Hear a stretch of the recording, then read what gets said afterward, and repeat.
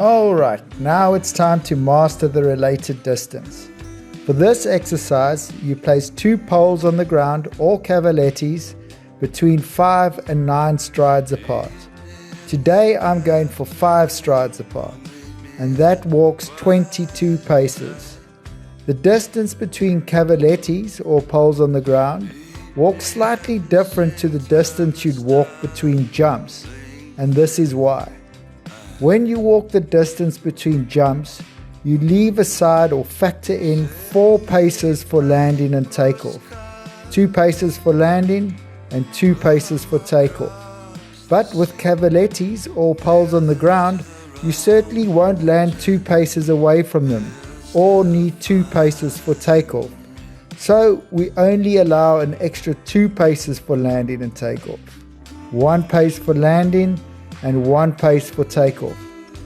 So instead of walking 24 paces for the 5 strides, we only measure 22 paces for the 5 strides, for pole work of course.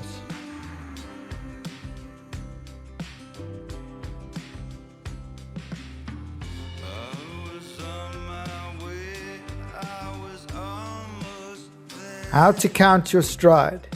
If you know how to count your stride, well then you know how to count your stride. But a surprising number of people do not count their strides correctly.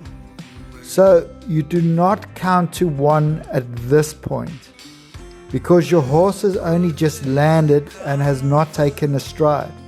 A good way around this is, instead of saying 1 in your head as the horse lands, you say land, and then you count 1, 2, 3, 4, 5.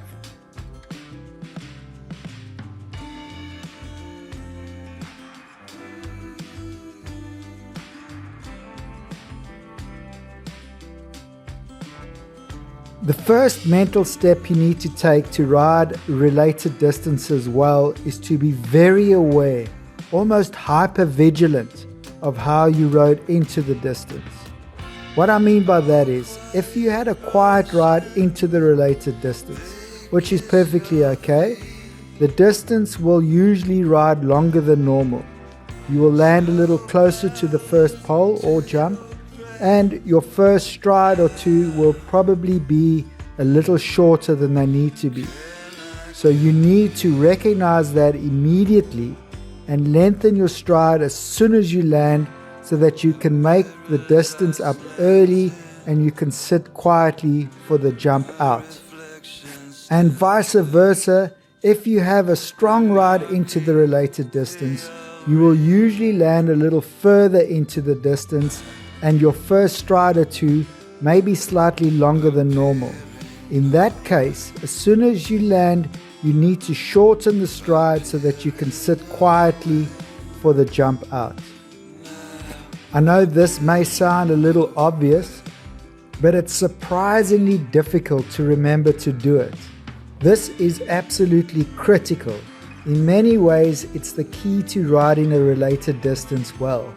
If you can get this right, you're halfway there to consistently getting a good ride out of your related distance.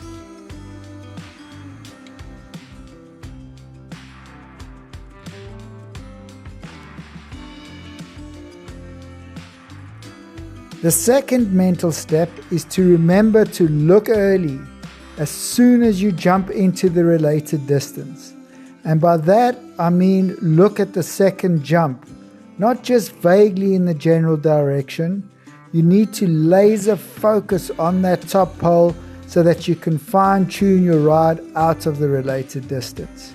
So you don't just land and count, you need to land and look at the second jump, because that will tell you sooner rather than later whether you need to lengthen or shorten your stride to get a good jump out.